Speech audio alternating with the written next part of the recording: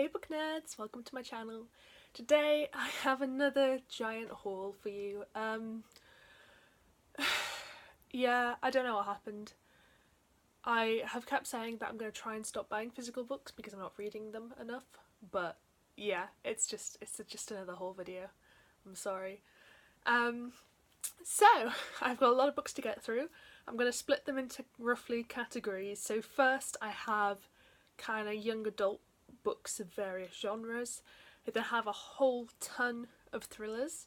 I have a couple of horror books, and then just kind of like miscellaneous non-fiction other things. So first up we have a book I actually bought by accident, and I got it from a charity shop secondhand, and that is This Song Will Save Your Life by Leila Sales.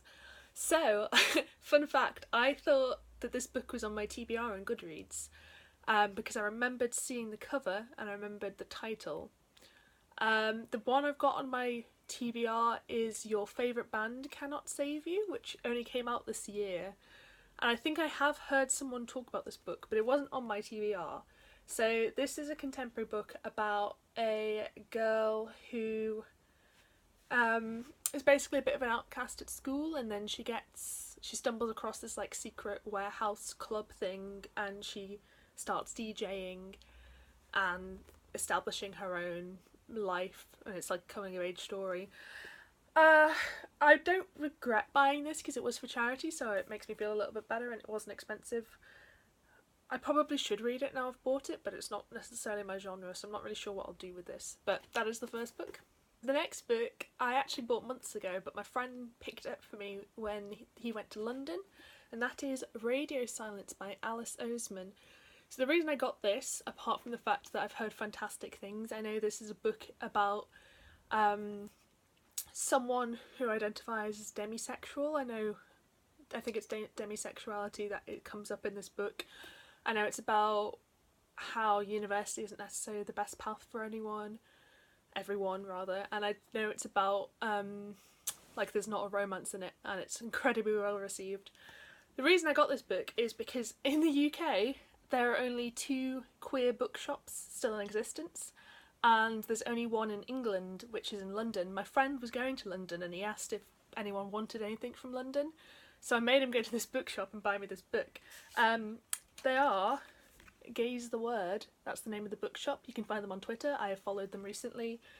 I just really wanted to support them because I heard that there was only one queer bookshop in England, and that really depressed me. So yeah, I can't wait to read this. Might read it in June. There's a lot of queer readathons going on in June, and I know I'm gonna love this. Next book is Smoke and Key by Kelsey Sutton. This just came out. This is a new release. It's also one of those incredibly floppy books, which I love. I'm so happy about. I know that I think they're the cheaper books, but I love a floppy paperback. Anyway, this I talked about for my most anticipated releases of 2019, and this is a kind of fantasy mystery story, and it's about a group of people who wake up in a place and they don't know where they are and they have no memories, and they kind of identify each other by certain items that they have on their person. So there's someone who's got a doll, there's someone who's got a key, someone who's got a notebook, or journal rather, and then they start getting murdered, and when they get murdered, they're like dead. I think they wake up in a grave, which is why it says that. But anyway, sounds really interesting. I was really hyped about this book, and I really want to read it soon, although it does look like an autumn book to me, so I might save it for that kind of creepy, cosy time in like September, October. But yeah, glad I got this. Next book I have been after for a while, and that is Her Body and Other Parties by Carmen Machado. This might be the brightest book I own now. It's so neon green. I had no idea that the UK cover was like this. But I really wanted to read this book for ages. I think I heard a Books and Lala talking about it, and it's a collection of short stories, and they're all kind of themed around bodies, I think, or yeah, loosely based around bodies, and there's a wide variety of genres. So some of them are horror, some of them are fantasy. It says that it's genre blending. I just thought this sounded so interesting, and I've really wanted a copy for ages, so I'm glad I finally got it, and I can't wait to read it. Next book is another new release, and that is The Devouring Grey by Lynn Herman. I've heard such good things about this book. I think Nicole read it recently and really liked it, from A Beautiful Chaos of Books, which kind of cemented it for me. I've heard a lot of people say it's great. It's about a girl who moves to a small town, and she is related to one of the founding people of that town, and she meets all these other children who are related to the founding people of that town, and there's some kind of mystery. Bodies start appearing in the town, and there's meant to be like a monster. This just sounded super up my street. Again, it looks like one of those atmospheric autumn books. It also has a really cool, bright, coloured edges, which is nice, and I just like the whole vibe of the cover. It's really pretty. My final young adult book is What If It's Us by Becky Albertalli and Adam Silvera. So this came out at the tail end of last year, and I've been putting off buying it because I was really excited about it and I kind of heard mixed things, but to be honest I still think I'm really going to enjoy it. So this is a contemporary book, and this is about two boys who meet when one of them is mailing back his ex-boyfriend's belongings, so he's just kind of ended a relationship, and then the other one, he's only there for the summer, and they kind of meet and there's like an attraction, and it's whether or not they can have a relationship at this point of time, if it's the best time for them, but that attraction's there. Yeah, I don't know, I really wanted to read this, and again it's been one I've been putting off buying for ages. I got the last couple, there was like an offer in WH Smith's, so I kind of just bit the bullet and bought all of them, which I'm super happy about now I have them. So now we have all of the thrillers ever, because I got 50% staff discount at work again, which means I bought all the books that I was putting off buying because I was trying to be sensible about money. So there's a lot of these. I'm only going to give a brief synopsis of each of them. Yeah, otherwise this video is going to take forever. So the first one is The Lies Between Us by Ronnie Turner. This is a thriller about three people whose lives kind of intersect in an unexpected way. It says they all have something in common and they don't know about it. One of them has got a missing daughter, one of them has got a traumatic past, and one of them is a child who is as innocent as they should be. Yeah. The next one is Love Me Not by Katherine Debona. This is one of the ones I'm particularly excited about. So on the back it just says, "Today isn't the first time I've thought about killing my best friend, but it's the first time I've done something about it." And it's basically about two women who are really close friends until one of them steals the other one's love of their life. And it says the woman who had the love of her life stolen wants him back, and it's basically implying that she's gonna poison her friend, I believe, or something to do with flowers. This sounds really cool. I love a thriller about female friendships, so this is definitely high on this list for me to read soon. The next one is Black Flowers by Steve Mosby. I've read a book by Steve Mosby, and I forgot I read it, which isn't necessarily a good sign, but it was years and years ago, and I think I enjoyed it at the time. This is about a girl who emerges carrying nothing but a black flower, and something traumatic has happened to her and she's telling the police about it. And then a man finds something among his father's possessions, and it's an old novel called The Black Flower. There's also a detective character involved. So it's a kind of a police procedural thriller about something that happened. I liked the angle of the guy finding out something about his father. I've had a couple of thrillers with that premise that haven't lived up to my expectations, so hopefully this one will. The next one is The New Girl by Ingrid Alexandra. This is one of the ones that's higher on my list. This is about a girl who moves into an apartment block, and actually she moves into a spare room of this girl's flat, and then everyone thinks that she's a bit weird apart from the girl whose flat it is. They become really good friends, but the girl who moved in seems to know more about the person whose flat it is than she really should. So it just sounds interesting. Again, focused on a female relationship, I'm gonna pick it up. Next one is The Puppet Show by M.W. Craven. This is a police procedural where a serial killer is burning people to death alive. Yeah. The next one is Between the Lies by Michelle Adams. This is about a girl who wakes up in a hospital and she has no memory of who she is, and her family are kind of take her home and they're trying to prompt her. It's her parents and her sister who are trying to kind of tell her about things, but she gets the impression that there's something they're not telling her, that they're keeping secrets from her. The final two thrillers are both by C.L. Taylor, so I have The Fear and The Escape. So The Fear is about a girl who, when she was younger, she ran away with her teacher, and they ran away together, but then she found out he wasn't what he appeared to be, and she managed to like escape that relationship. I think, yeah, so now she's an adult and she finds out that this teacher has gotten involved with another young girl, and she's determined to put a stop to it, essentially.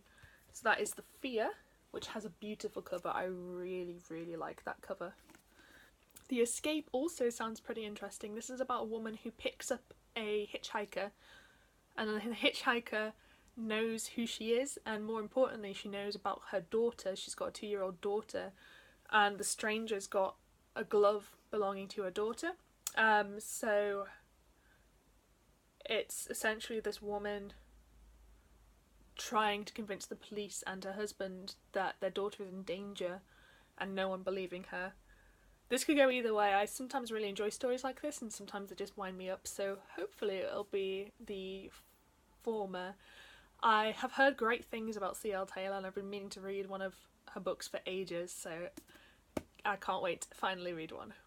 So that is all of the thrillers. We now have 2 horror books. So the first one I got from work again, and that is The Haunting of Hill House by Shirley Jackson. I really was not going to buy this book because, I don't know, I know it's meant to be really good. It's basically a haunted house story as far as I'm aware. But I don't know, I just wasn't buying into the hype. I wanted to watch the Netflix adaptation, but I wasn't going to read it. But then I got 50% discount, so I picked it up anyway. It's super short. I probably will end up loving this. It was kind of an impulse buy though. The next one I'm so happy I found. That is House of Leaves by Mark Z. Danielewski. This is a very famous horror book. It is a huge one. It is very expensive online. I've never seen it for anywhere less than £20 secondhand. I got this from a charity shop for £4, and I just instantly bought it because I've wanted to read this book for years. It is a horror book, and like all I know is that the formatting is weird, so I don't want to spoil anything. But I think it's about people. I literally have no idea what it's about, but I know that the story is kind of told through the formatting of the book, and that weird things happen with the text, and like it's basically an experience of a book. I don't really want to know more than that, so you can probably find more on Goodreads if you're curious, but I'm quite happy to go into this almost completely blind, and I'm very happy that I got it for so cheap. We just have 2 non-fiction books now and 1 more fiction book. The first non-fiction book is Doctor Who, The Vault. Again, I got this from the charity shop. I think it was about £2.50? Yeah, something like that. This is gorgeous. So I'm a massive Doctor Who fan. I always have been. I was raised on rubbish video tapings, video recordings of classic Who. My dad had a whole bunch of them, so obviously when it was rebooted we were extremely excited as a family. I love the reboot. I've had some problems with it, mainly during the Stephen Moffat era, not gonna lie, but I'm really enjoying it again now. So I was really thrilled to get this. This is like a history of, I think it was released during the 50th anniversary, and it just kind of goes through important stories. It's got these cool pages, it goes through year by year. I'm super interested in the history of the show. I do know a lot of it anyway from my dad, but it's always good to read stuff like that, and yeah, it was a total bargain again. The next book was my final purchase from work, and that is Solve It Like Sherlock by Stewart Ross. I have a book very similar to this, but this is essentially, it gives you stories, very short stories, starring Sherlock Holmes, and they're puzzles, and you have to try and work out what happened, and then it'll tell you what actually happened. I love mystery stories. I'm not a massive fan of Sherlock, but I love books like this where there's riddles and things to solve. It might be rubbish, but I'll probably really enjoy reading it anyway. So again, slight impulse buy, but couldn't resist. The final book is a weird one, and that is Geek Tragedy by Nev Fountain. I had nothing about this book. I saw it in the secondhand bookshop where I bought a couple of these books, and I just kind of picked it up on a whim. It is a murder mystery, and it's part of a series. It is the first one of a series, which I'm glad about. And it's about this guy called Mervyn Stone, and he's famous for writing a old sci-fi series very similar to Doctor Who. And it's been like 15 years since the show ended, and he goes to a convention, and basically murders happen, and he's the only person who can kind of solve the murders, and that's like the premise. This looked like just like a ton of fun. I like murder mysteries, I like stories set around conventions, and it's meant to be quite humorous, I believe, so hopefully it'll hit the right mark for me and it won't be awful.